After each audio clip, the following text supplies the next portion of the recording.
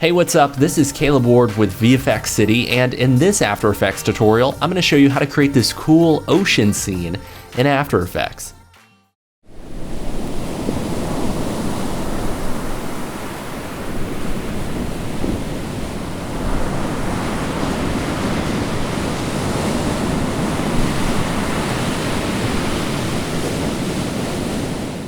Now, before we get going, I want to encourage you to go download the free project files over on my website. You'll be better able to follow along if you have those project files. So before I create our new project here, I just want to kind of break down what we'll be creating. So obviously you have this really cool ocean scene, and if I kind of play this back here, you can see that it looks really good for After Effects. I really don't think you'd be able to create a better ocean in After Effects using the native tools and effects without having to go to something like Trap Code Form, or perhaps using some sort of Cinema 4D integration of some kind. But this is a really good ocean scene, and I think that if you use the techniques outlined in this tutorial, you'd be better able to create, simulated oceans or bodies of water for your future projects if you don't want to go into a 3D software like Cinema 4D or Houdini, which is kind of a little bit more industry standard when it comes to creating 3D dynamics like this. So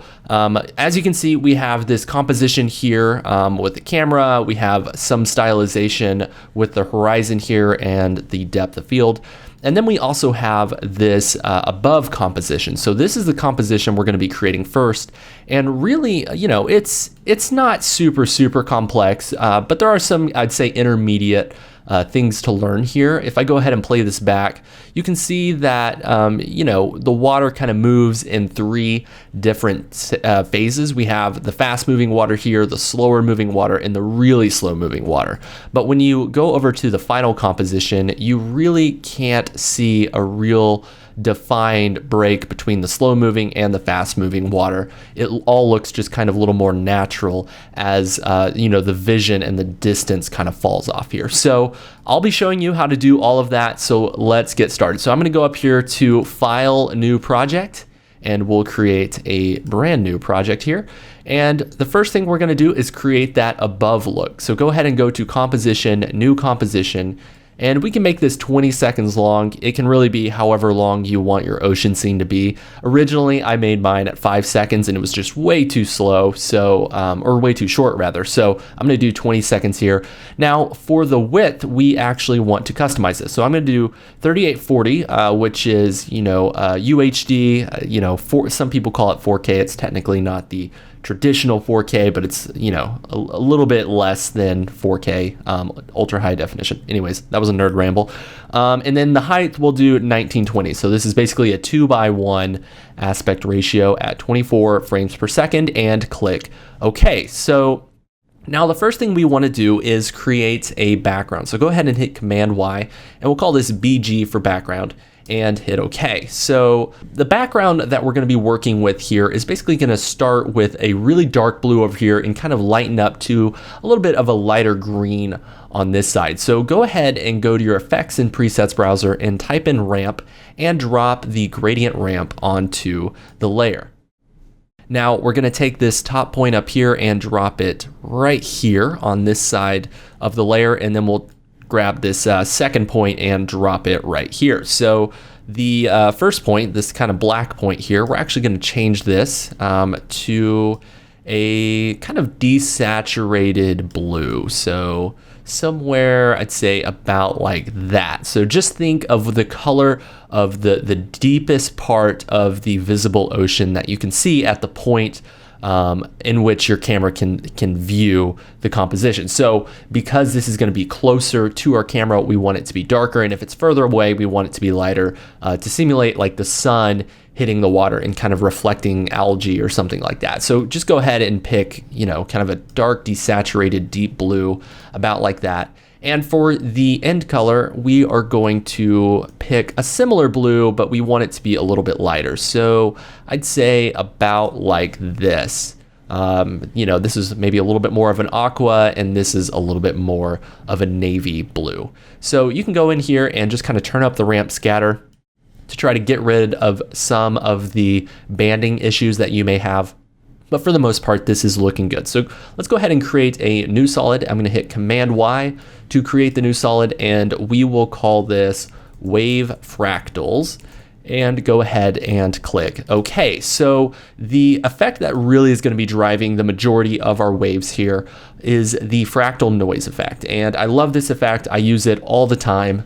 Go ahead and drop that onto your layer here, and we're going to change the fractal type to dynamic.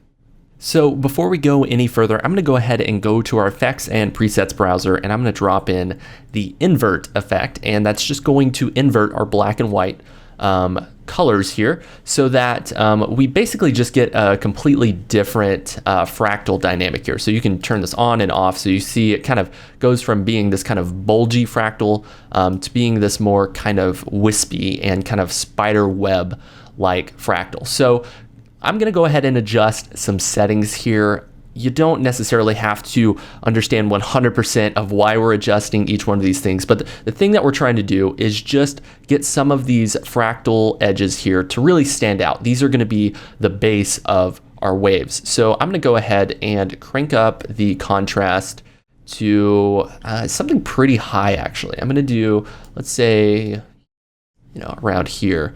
That's looking pretty good. You can see that we're getting some really nice definition between the black areas and the white areas. And then you can go ahead and turn up the brightness. Now, because we have the invert here, the brightness is actually going to do the exact opposite of what you might think it may do. It's actually going to make the whole scene darker. And really why we're doing that is because if you zoom in onto the bright parts here, you can see that this is just kind of overexposed and kind of blown out. We don't actually want that. We want to see all the great detail that is in there. So go ahead and just turn up that brightness to, let's say about 50, to where we kind of minimize, I'd say about 90% of all of those super, super bright areas. So that is looking good. And I'm going to go ahead and go to the transform properties, go to uniform scaling, and go ahead and deselect the uniform scale. So we are actually going to adjust this by hand just a little bit. So I'm going to change the width here to about 80, and that's because I want it to be a little bit, you know, skinnier than I want it to be long, because again, the waves are basically going to be going from this point here to this point. Remember, this is going to be far off in the distance, and this is going to be right next to the camera. So I kind of want them to be a little more skinny like this, and you know, it makes it a little more wave-like if you do it that way. And then we're also going to go into our complexity here and up this to a little bit bigger of a number, about 8.5. And if we kind of zoom in here, that just adds in a few more of these kind of tiny fractals. And then we can go into our sub settings and adjust some of these parameters here. The sub influence we can kind of crank up to about, let's say, 90 or so. And that just introduces more of this kind of complex geometry here, because typically when you're going for realism, there's going to be a little bit more complexity than when you're going for something that looks, you know, incredibly CG. Obviously, our ocean doesn't look photorealistic, but it's as realistic as we can hope to get inside of After Effects. So I went ahead and adjusted that to about 90. You can adjust this a little bit more if you want to, but right up around there, 90, 95 is going to be great. And then you can go ahead and adjust the sub settings here. I'm going to adjust it to about 60. And that just kind of changes the way these shapes look in our overall composition. So as you can see, we have this just really cool fractal type that is in our scene here. And that's all the settings that we're going to adjust for the stylization of the fractal noise. Now it's time to actually keyframe and animate the fractal noise. So I'm going to go ahead and go to the offset turbulence. And if you aren't familiar with the offset turbulence, it really just adjusts the place where your fractal noise is generated from, so you can kind of grab it and move it all around here. So I'm going to go ahead and just move it, you know, randomly, let's say over here, and set a keyframe at the very beginning. And I'm going to move forward, let's say about 5 seconds, and I'm going to move this, you know, to right about here. So we can go ahead and play this back and see that, you know, it's moving at a decent rate, but it actually may be a little too fast. So instead of adjusting the keyframe by hand, I'm actually going to do a new trick that I recently found whenever I was working on a loop expression tutorial at my full-time job at School of Motion. So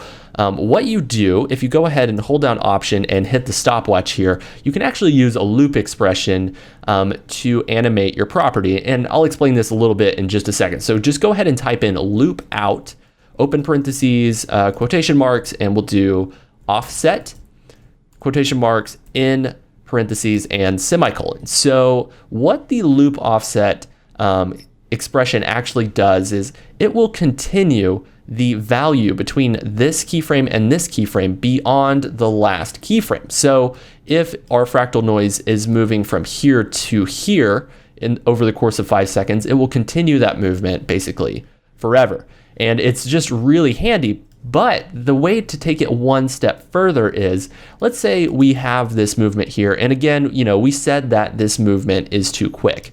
Now, if you wanted to slow this down, you can literally take this last keyframe and just stretch it out like this. And now you can play it back and you can see that the wave movement has slowed down pretty significantly. In fact, if you wanted to slow it down again, you could just grab this last keyframe here and move it out here and it's going to slow it down. But in the same way, you can also grab this keyframe and move it closer, and now it's going to move at that constant rate. So I find this method to be a little bit more useful than using something like the time expression, where if you wanted to adjust the rate at which the parameter was moving, you would actually have to go in and change the expression itself. So this will just help you save a little bit of time and help you from having to go in and like pick whip to a slider expression controller or something like that. So this is looking good. I like the rate at which the waves are moving here. This feels a little bit more natural.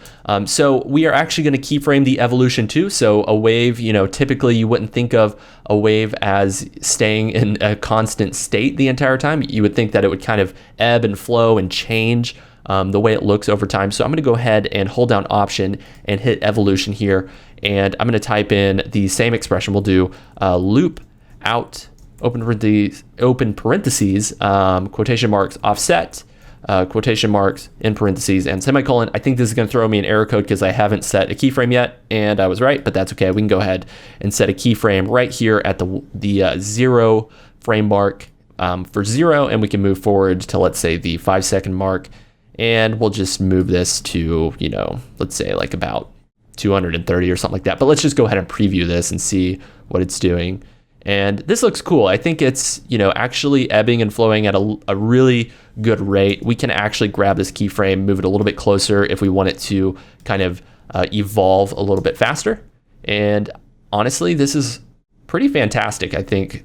So let's go ahead and move on a little bit further with the stylization here. So one thing that I want to do is actually get rid of all of the black in our scene. So one method that you might have thought of was using the Luma mask or the Luma key effect, but it's actually not the best tool. I typically like to use the shift channels effect. So if you go ahead and type in shift channels and drop it on there, this only works for black backgrounds, but it works really, really well. So I'm going to go ahead and change the take alpha from to luminance, and you'll see that that actually got rid of our black backgrounds with a good amount of accuracy, I might add. It's really my go-to effect for getting rid of black backgrounds on the fly. So I'm going to go ahead and type in fill for our next effect and drop that onto our layer.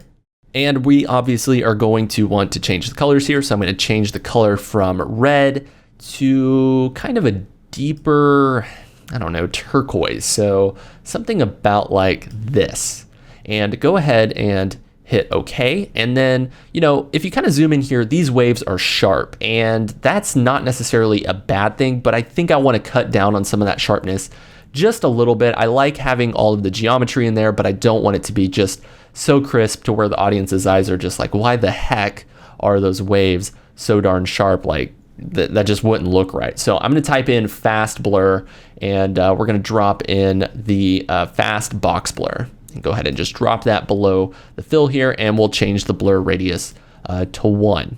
Awesome. So if we go ahead and play this back, we can kind of preview our composition, and this is looking pretty cool. Obviously, like this doesn't look like realistic water yet, but it will in a little bit. So let's go ahead and type in Turbulent Displace and go ahead and drop that onto your layer. So the Turbulent Displace effect, as you probably have guessed, is going to be the tool in which we use to really drive the waves for our composition. So really all the Turbulent Displace effect does is just kind of add in this kind of bulgy mesh and distortion to your composition. Now, these bulges are really small. I actually want the waves that the Turbulent Displace is going to be adjusting to be really big. You know, think of those really big waves that kind of pick up the boats and go under them.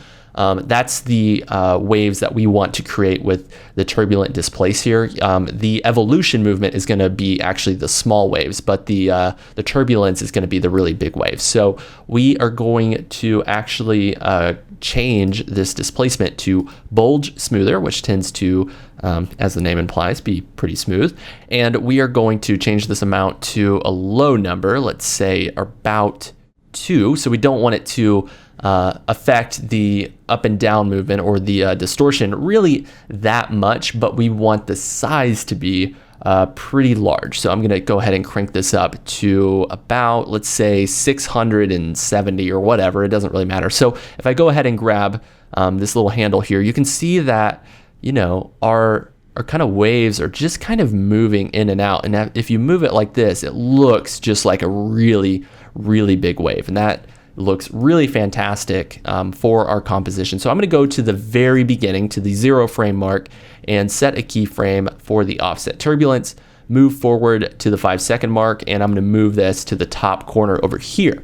Now we are going to use the exact same expression that we used earlier. So remember, loop out, open parentheses, quotation marks, offset, quotation marks, in parentheses, semicolon. So the cool thing about using the offset loop modifier type instead of the continue type is that offset, you know, because we started down here and we ended up here, it will actually continue along that plane in that direction. It won't, if you use continue, it will actually just kind of pick one of the parameters and follow that. So it'll just follow the very first value in the array, which would be the X. And if that sounds completely foreign and gibberish, just don't worry, just always use the offset parameter. It's so much better. So we can go ahead and preview this here, and you can see that there's just some big bulging going on. You can kind of see this wave going underneath. It kind of looks like a wave if you're at you know, a football game or something like that.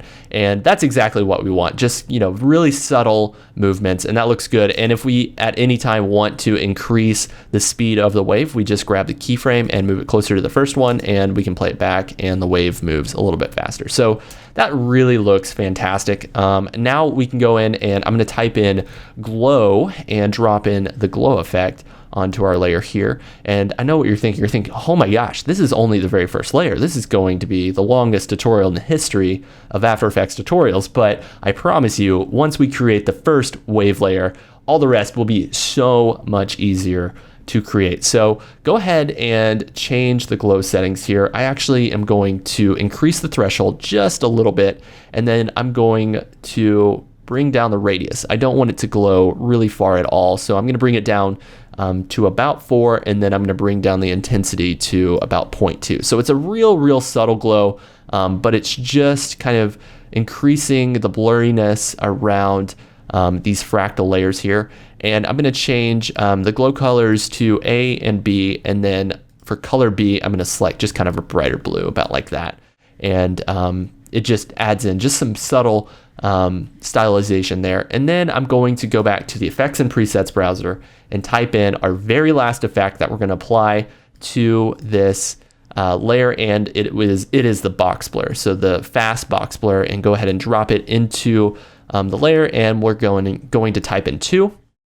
And it just kind of increases the blurriness just a little bit. And then you can also hit the repeat edge pixels box here so that your edges don't get too blurred out. We can go ahead and click that for right there as well. All right, so that is the very first layer. If you go ahead and hit T for opacity, we're going to bring this down to about 30% because this is actually going to be the wave layer that is underneath the water. So think about if light was refracting through water, there's going to be some light under the waves that are kind of manipulating the light. So this is the under the water wave, and I'm going to go ahead and duplicate this wave fractals layer, and we are going to call this layer the under caps. So I'm going to type in under caps. So this is going to be the wave data that is under those real bright white caps that you typically see at the top of the wave. So the only thing I'm really going to change here, I'm going to go up here to the fractal noise type, and I'm going to turn up the brightness just a little bit here. In fact, if you solo this, and I'll turn on the black background. As you kind of increase the brightness, you can see that you're kind of cutting out on some of the wave data there. And I think 70 is probably the right amount for us. I'm actually going to go ahead and delete the second fast blur here. So now we have waves basically on top of waves. There's two wave layers. There's one that's a little more sharp on top of one that's a little more blurry. So I'm going to increase the opacity of this one just a little bit more to about, let's say 39. And that is all that we're going to do to that layer. So let's go ahead and duplicate that layer. And now we're going to call this wave caps. So this is going to be those real bright spots that you see in wave that kind of have the foam in them. And this is going to be really what stands out in our composition. So for these wave caps, I'm going to go ahead and solo them here. I'm going to go ahead and increase this contrast quite a bit. And then I'm going to increase the brightness a little bit too. So if we kind of zoom in here, you can see that the caps are just kind of barely visible. And that's exactly what we want for this specific layer. Now, the only other thing that we're going to change here, I'm going to go to the effects and presets browser and type in Sharpen. So this Sharpen effect is going to do the exact opposite of the blur effects that we were applying to the other layers. It's actually going to make this this fractal noise, these kind of white caps here, really sharp and kind of stand out. And if you think about, the white parts of a wave, typically because they're kind of foam and bubbly, there's a lot of lighting contrast going on there. There's the shadows, there's the refraction of the light going through the water, and then there's obviously the brightness of the white in the foam. So because of that, there just tends to be a lot of visual noise, which results in sharpening. And so I'm going to go ahead and just crank up this sharpening effect, quite a bit actually. We're going to keep it at about 160 here. And then I'm going to go ahead and deselect the solo layer, and you can see that these white caps are really starting to stand out. But what's going to really make them stand out and be over the top is when we go in here and change the transfer mode to add. So now you can see we have these real bright white caps here at the top of the wave. There's kind of some wave elements below, and then some really blurred out wave fractals as you continue to go down into the water. Great, so now that we have the bright parts of our wave, we want to add in some dark parts. So I'm going to go ahead and hit Command D to duplicate the wave fractals. I'm going to bring this on top, and we are going to call this layer the dark dips. Scary. And the dark dips are actually going to be the really dark waves in our scene. So if you think about a wave, typically the top of a wave is brighter than the bottom of a wave where it kind of dips down low. That tends to be darker. So these dark dips are going to simulate the low part of the wave. And if I was better at science or even language, I could probably have a better word for that.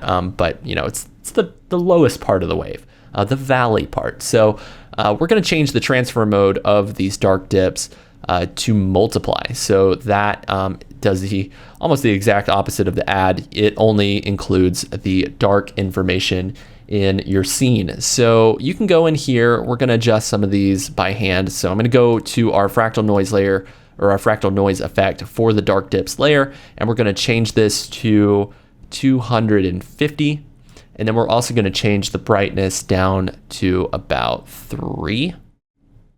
About like that. So you can see that there are some dark elements that are being introduced into our scene here. So where this is really going to change is with the scaling here. So the scaling is going to be completely different. We are going to actually scale the width up to about 400 because we want these waves to be, these dark parts of the waves, to really take up big, significant chunks of our scene. We want it to look like these waves, these dark dips are really big, whereas these wider parts are really, really small. So go ahead and scale up the width, and then you can also scale up the height to, we're going to say about 800.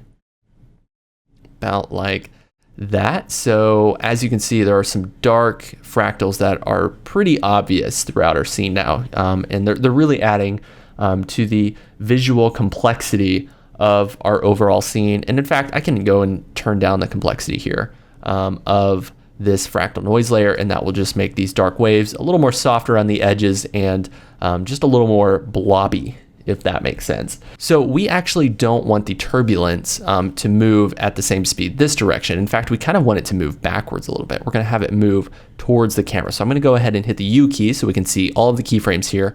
And as you can see, the offset turbulence keyframe is right over here.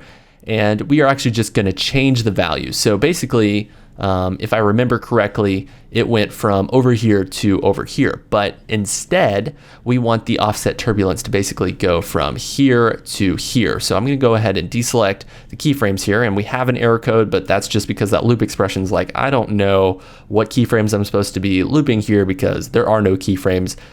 Fix your composition, you idiot. And I am going to set a keyframe. So I'm going to set a keyframe right there at the 0 frame mark. I'm going to move forward to the 10-second mark, and I'm going to just move these dark waves this direction. So as you can see, the dark waves just kind of move this direction in our composition, and it just kind of adds in a little bit more visual noise into our overall scene here. So this is looking really, really fantastic. And I think the only thing that I would want to adjust out of any of the other settings that we have here, I'm going to increase the box blur to about 12. And I'm actually going to get rid of the turbulent displace here. I just want the waves to interact on their own without me having to adjust them in any way.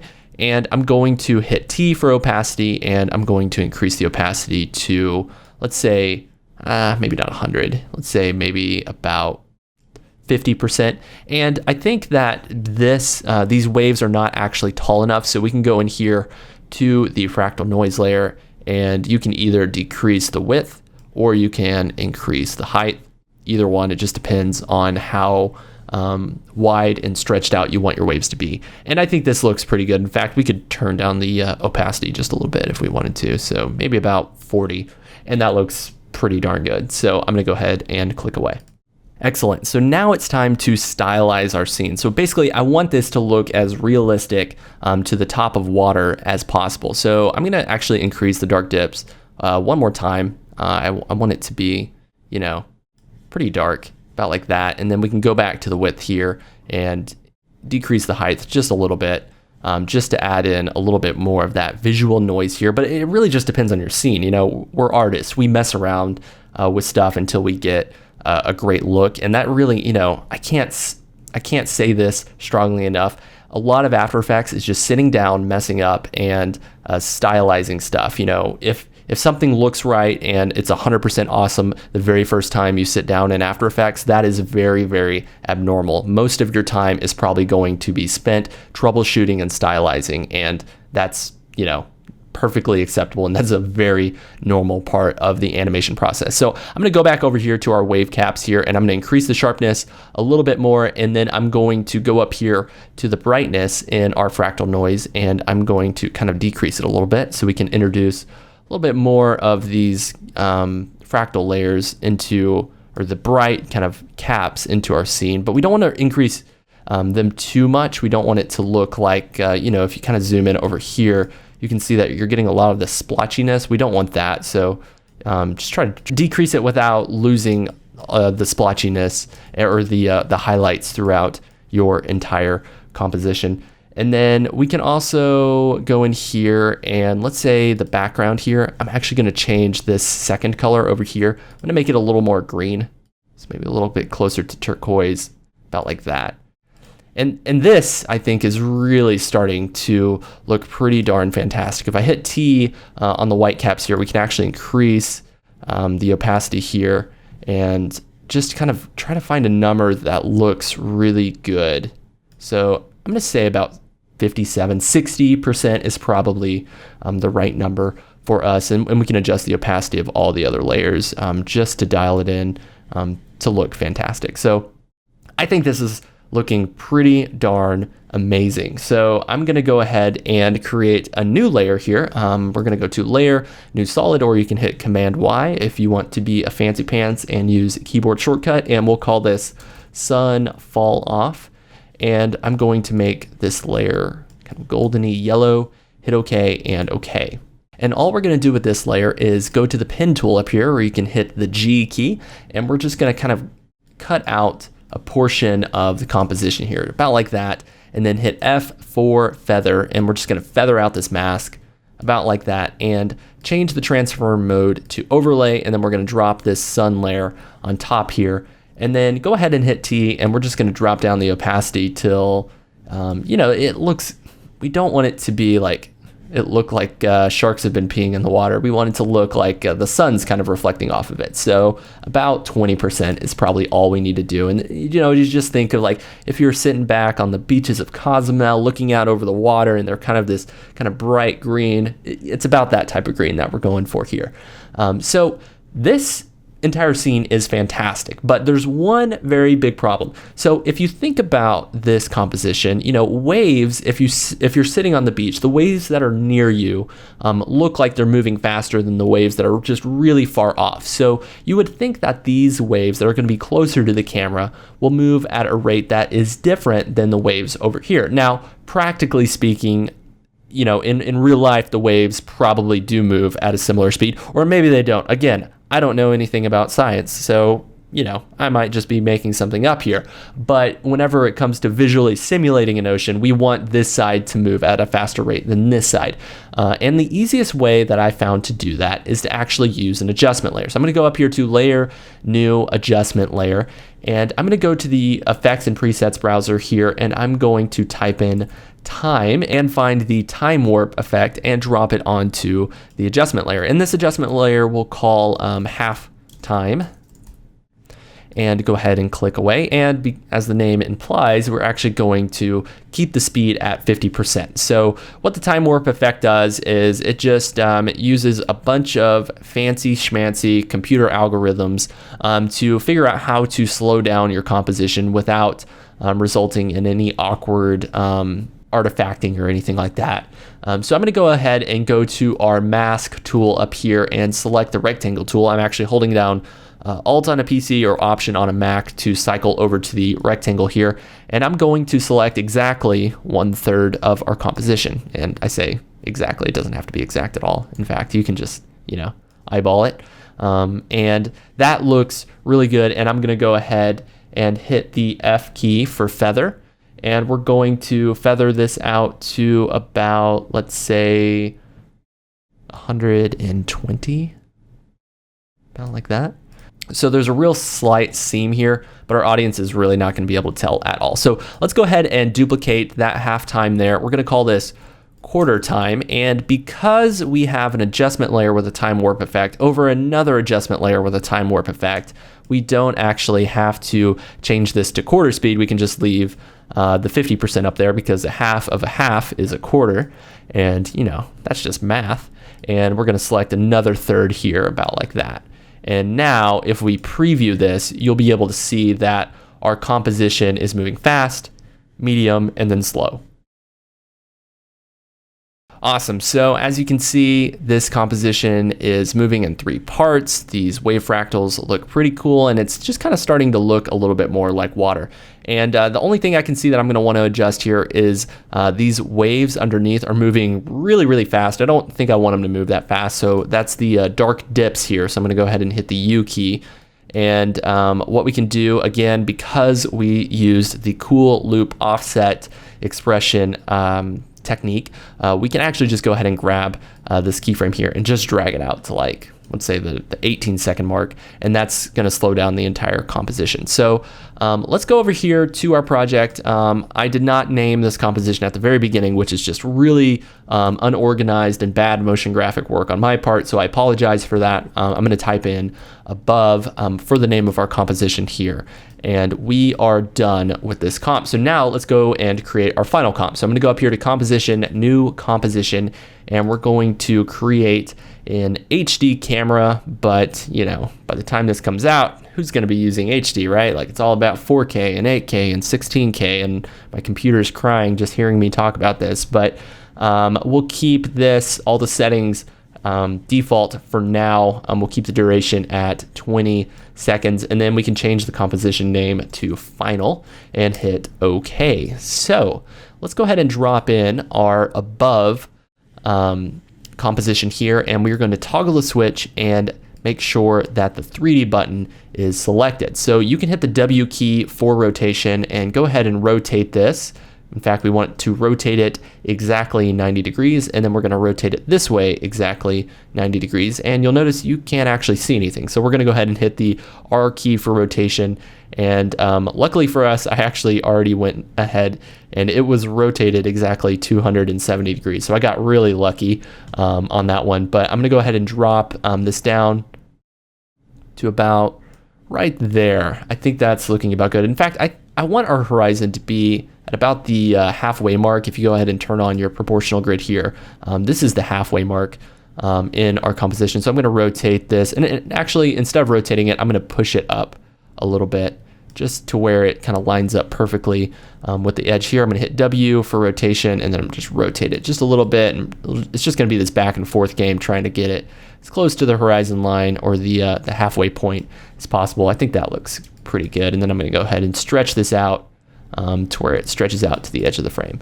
So about like that. And if I go ahead and turn off our proportional grid, you'll see that, you know, we have some waves here, and then we have just a black abysmal nothingness. And we actually want to create a sky here. So I'm going to create a new sky. I'm going to hit Command Y to create a new solid, and we'll call this sky bright sky. And it doesn't really matter the color, but we can make it white just for, you know, to keep our sanity here. And so we actually understand what's going on, and go ahead and hit OK. And I'm going to go to the effects and presets browser and type in gradient for the gradient ramp and drop that onto the bright sky and drop it below the above composition. That kind of was confusing, but yeah, just drop it below. So I went ahead and made the bright sky 3D, and we're actually going to push this back into 3D space beyond the ocean here, and then you can just grab the edges here and scale it up to where it kind of fills up the entire frame here. So for the colors here, I'm going to keep the end color as white, and that's okay, and I'm going to change the start color to just kind of a bright blue, about like that. In fact, we can bring the end color, end of ramp position up to about, let's say, like right there, and then we can bring down the start of ramp to right there, and that looks awesome. So let's go ahead and duplicate this bright sky, and we're going to call this color sky. So, you know, typically the sky isn't just a simple gradient from white to blue. There's typically some other colors mixed in there as well. So what I'm going to do is actually change the colors of this ramp here. So I'm going to change the start of color to kind of a deeper blue, about like that, and then I'm going to change our end color to kind of a turquoisey green, about like that, and then I'm going to change the position to like right here and right about here. Yeah, just about like that, and then we're going to change the transfer mode, if you go ahead and hit toggle switches here, to linear light. And I don't use the linear light transfer mode that often, but for this specific scene it worked well, so we're just going to go with it. And hit T for opacity, and we're going to change the opacity to about 25%. So now you can see our gradient, and you know, if you're watching this through YouTube, which is probably what you're watching this through, the rendering and the banding is probably really evident, but on my screen and on your After Effects composition, it probably should not be an issue at all. So we have just some great colors that are introduced here to simulate just a more natural sky here. And, you know, before we get going any further, I think I want to go ahead and just stylize the horizon here, because I just want us to just visually get an idea of what our finished composition is going to look like here. So I'm going to go to Layer, New, Solid, and I'm going to hit, you know, Solid for Layer, New, Solid. And we're going to call this Horizon Line. And we'll keep this at 1920 by 1080. That's perfectly fine. And then we're going to go to our rectangle tool, and then we're going to just take out a chunk along just the horizon line here, and then hit F for feather and feather it out to right about there, like that. So we feathered it out at about 95 pixels. Cool.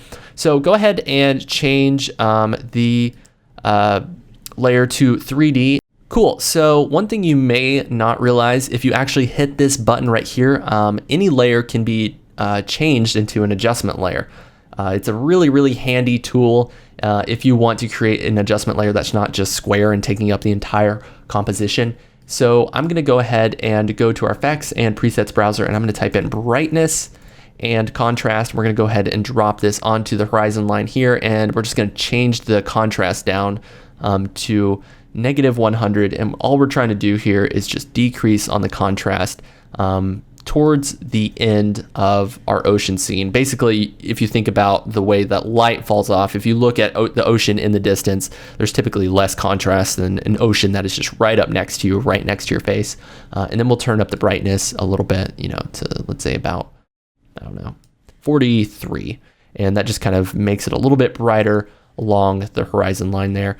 And let's go ahead and duplicate that horizon line layer. And I'm actually going to deselect the adjustment layer button there, and I'm going to delete the brightness and contrast here.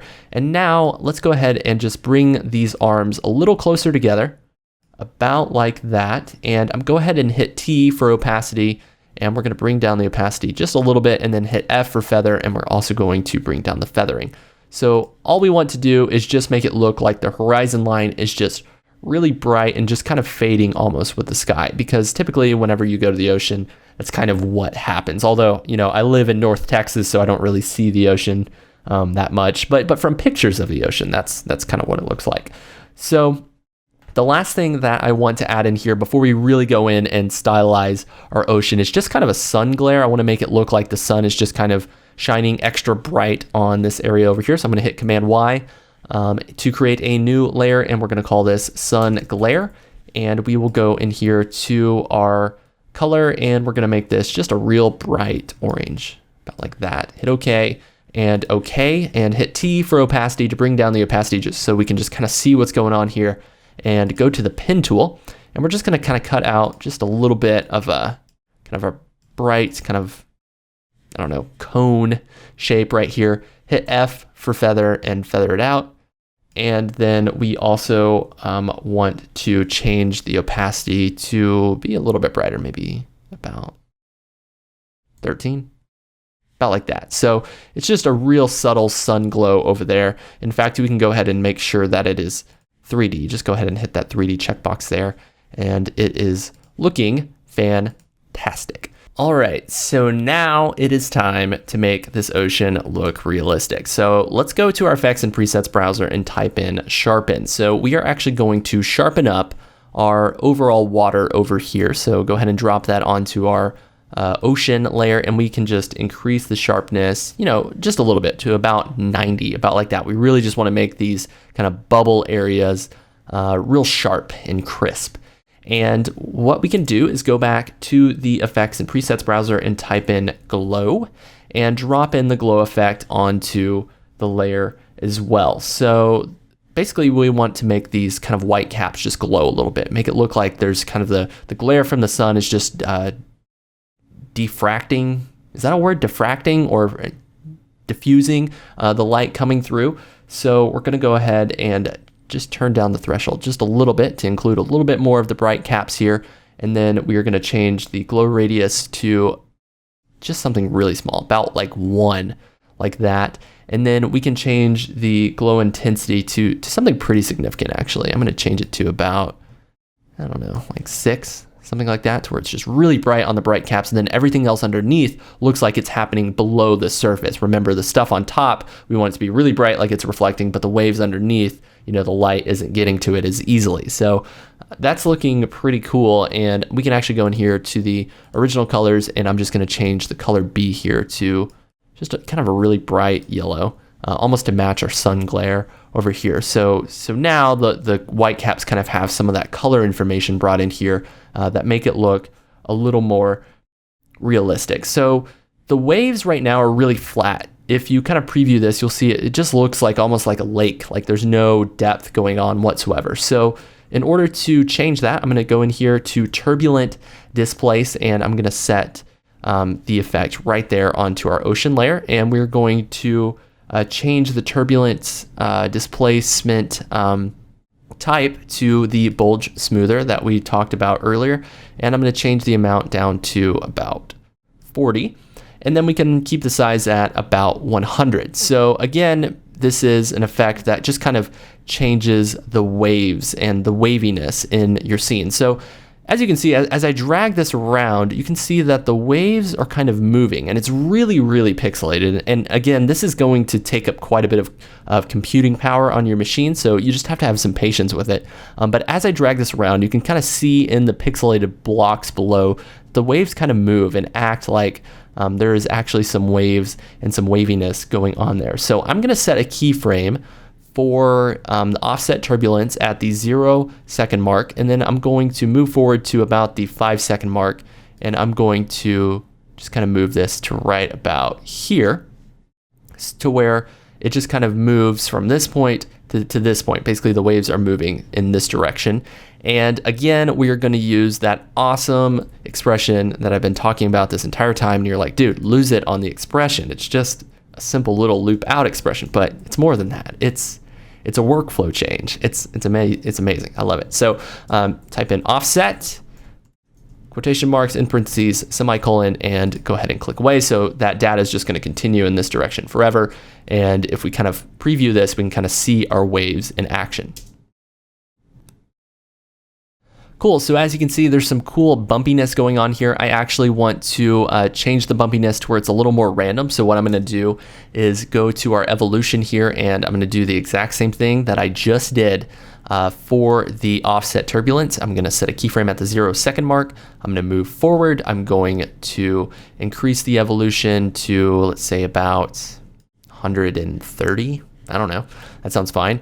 And then I'm going to go ahead and copy the loop out offset expression here, and you can go ahead and hit U to see all of the keyframes that have been adjusted for your specific composition. We're going to go to evolution here, hold down option, select evolution, and paste it into our expression editor. So now, if we preview this, you'll see that the waves move a lot more.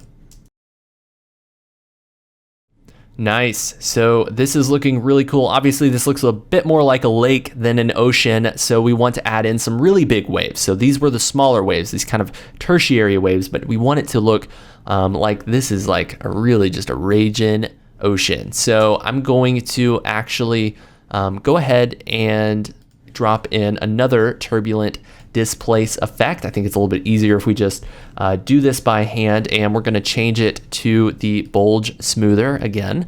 And for the amount, we are actually going to drop this down to about 40.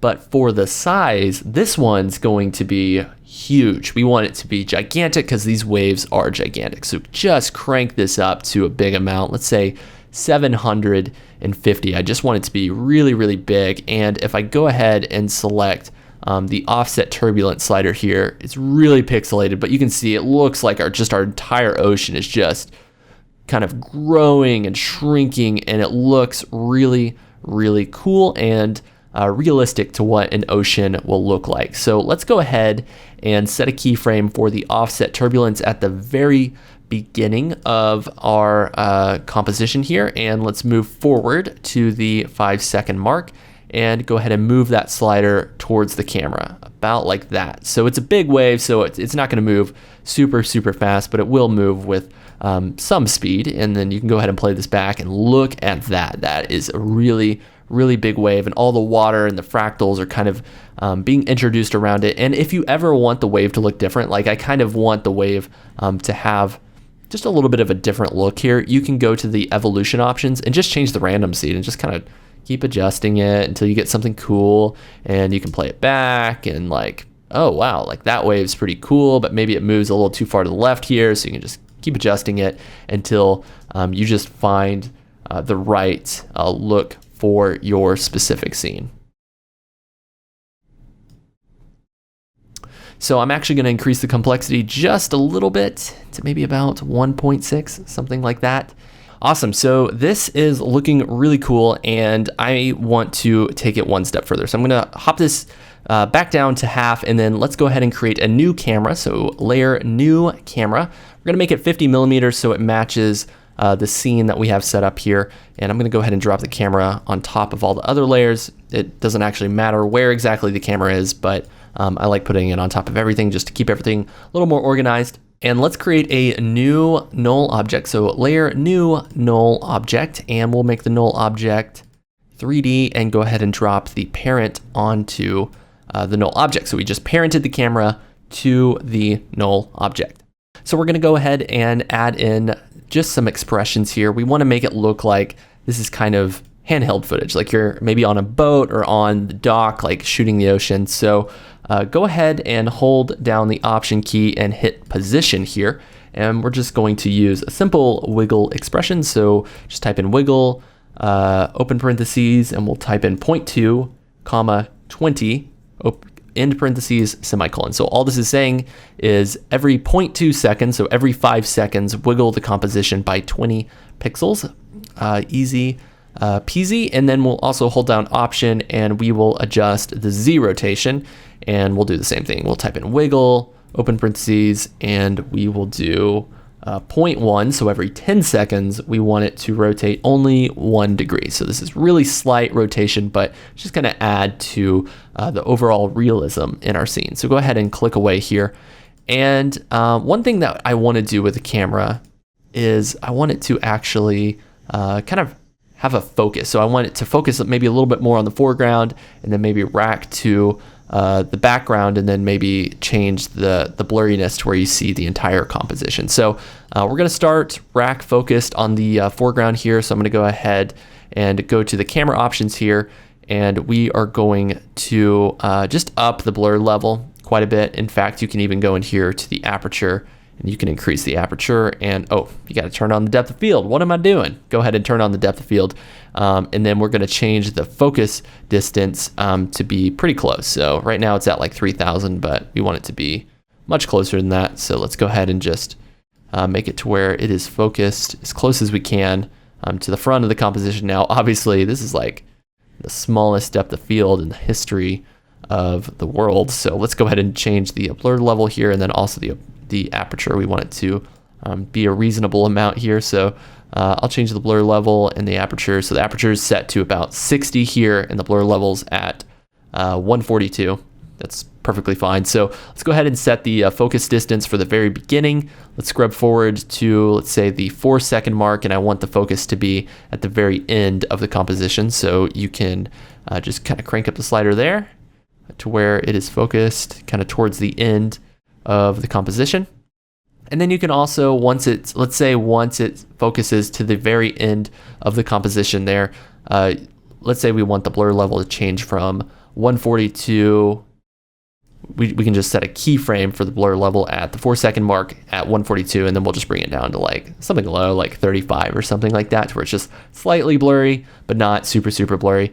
And then, that just kind of adds to the overall realism for the scene. It also allows our audience, they get a cool close up, they see the entire scene, and then they can see the entire ocean. But it really just depends on whatever composition you're creating. So I can see right here that there's some edges that aren't lining up and going all the way to the end here. So you can just grab the edges here and just kind of bring them out to where they kind of extend as far as we need them to be. So just go ahead and grab those there, about like that.